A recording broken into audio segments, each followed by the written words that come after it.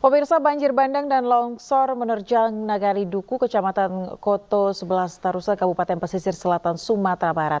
Akibat longsor, akses Jalan Nasional Sumbar Bengkulu putus.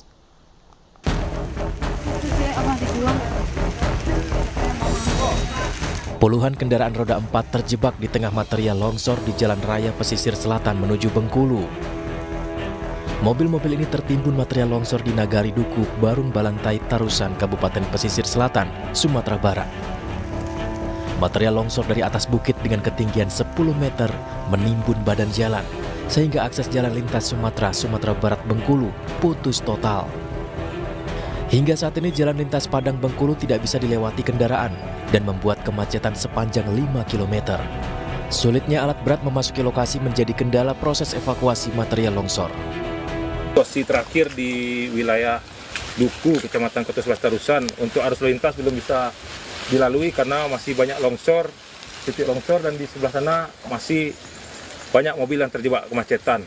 Jadi kita sudah bersama dari Dinas Perhubungan Kabupaten sudah mencek lokasi. Untuk sementara saat ini curah hujan juga masih turun dan resiko masih akan turun lagi longsor susulan. Jadi saat ini kita masih membutuhkan untuk alat berat untuk membuang material tanah yang ada di tumpukan di jalan ini. Menurut data BPBD Kabupaten Pesisir Selatan, korban meninggal akibat timbunan longsor hingga saat ini berjumlah 20 orang. Korban meninggal ditemukan di 3 kecamatan berbeda, yakni Kecamatan Koto 11 Tarusan, Kecamatan Sutra, dan Kecamatan Lengayang. Sementara itu, 6 orang hilang, saat ini masih dalam proses pencarian. Ini juga ada menyebabkan korban jiwa. Salah satu korban jiwa, yang pertama di longsor di Nagari Langgai, Kecamatan Sutra, yang menimpa 14 rumah rata dengan tanah dan hilang masyarakatnya 10 orang. Itu sudah ditemukan, yang terakhir informasi sudah 6 orang ditemukan. Berarti kalau 6 orang, sisa 4. Kemudian samping itu di Kecamatan Langayang sudah juga ditemukan 1 balita meninggal, dan terakhir informasi dari Tarusan sudah ditemukan 7 orang jenazah. Banjir bandang juga terjadi di Nagari Langgai, Surantiah, Kabupaten Pesisir Selatan, yang mengakibatkan hilangnya 10 orang warga dan merusak puluhan hektar lahan pertanian. Banjir merendam 11 kecamatan di Kabupaten Pesisir Selatan, Sumatera Barat, akibat tingginya intensitas hujan yang mengguyur daerah tersebut sejak Kamis petang. Dari Kabupaten Pesisir Selatan, Sumatera Barat, Budi Sunandar, iNews melaporkan. Sementara itu, 13 desa di 5 kecamatan di Kabupaten Aceh Singkil mengalami banjir besar. Akibat banjir tersebut, lebih dari 3.000 jiwa terdampak.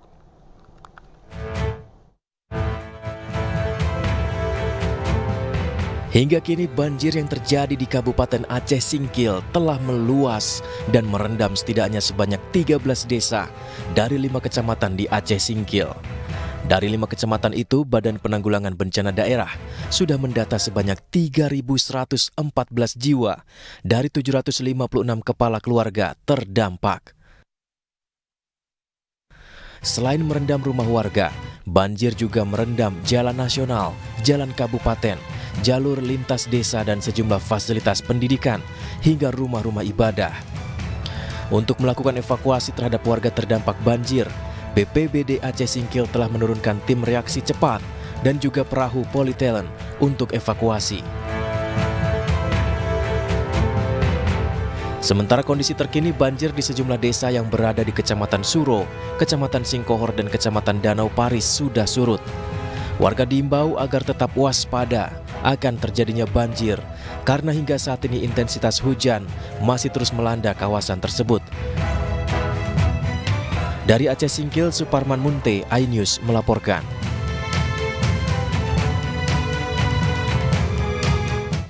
Ya, pemirsa, selamat menunaikan ibadah sholat subuh untuk wilayah DKI Jakarta dan sekitarnya. Kita kembali ke iNews Pagi, di mana hujan deras yang terus mengguyur kota Mojokerto, Jawa Timur sejak Sabtu siang hingga malam ini membuat tanggul Sungai Brangkal jebol.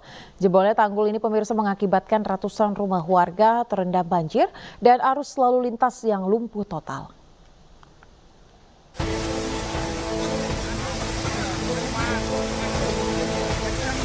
Arus air deras ini berasal dari tanggul Sungai Brangkal yang jebol di Desa Wringin Rejo, Kecamatan Soko, Kabupaten Mojokerto. Air dengan cepat membanjiri ratusan rumah di Desa Wringin Rejo. Bahkan tak berapa lama, banjir langsung mengenangi ratusan rumah di Kelurahan Surodinawan, Kota Mojokerto. Sejumlah warga yang panik berusaha menyelamatkan diri dengan membawa sejumlah harta benda. Tim relawan juga melakukan evakuasi warga yang terjebak banjir. Kurang lebih ya 1 meteran. 1 meter. Ada 1 meter. Banyak yang masuk rumah atau gimana? Sudah semuanya masuk rumah. Sekarang kondisi warga di dalam? Warga di dalam ada yang antisipasi di dalam, masih ada sebagian udah dievakuasi sama pihak dari Pengelola Bencana Alam. Para warga yang terdampak dibawa ke sejumlah tempat, diantaranya Rumah Sakit Umum Daerah Kota Mojokerto, Balai Kelurahan Surodinawan, dan kantor PCNU Kota Mojokerto. Tapi siapapun yang membutuhkan pertolongan, kita harus bantu. Dan ada beberapa warga yang kita tampung di RSUD Kota Mojokerto. Kita tempatkan di lantai 2, tapi yang memang punya penyakit kita masukkan di BD dan kamar. Tapi untuk orang-orang yang sehat, untuk tempat istirahat seperti anak balita, kita tampung di lantai 2. Dan malam ini juga kita akan mendirikan dapur umum, tepatnya di kantor kecamatan Prajurit Kulon, sehingga besok pagi seluruh warga yang terdampak sudah akan mendapatkan bantuan permakanan dari kita. Selain merendam ratusan perumahan di Kabupaten dan Kota Mojokerto, jalur alternatif dari Kota Mojokerto menuju Jombang lumpuh total. Pihak kepolisian Polres Mojokerto Kota menutup akses jalan dan meminta pengendara mencari jalur alternatif. Dari Mojokerto, Salahuddin Ainus melaporkan. Sejumlah warga yang tinggal di bantaran Kali Atap, Kabupaten Bekasi, Jawa Barat, pemirsa, diresahkan dengan kemunculan buaya. Diduga keberadaan buaya rawa ini akibat terbawa banjir pasca hujan deras. Samping rumahnya Aidi. Dalam rekaman video amatir terlihat seekor buaya rawa muncul ke darat di bantaran Kali Atap, Desa Pantai Mapur, Kecamatan Tarumajaya, Kabupaten Bekasi, Jawa Barat. Buaya dengan ukuran kurang lebih 2 meter terlihat berjemur di belakang rumah warga hingga membuat warga resah.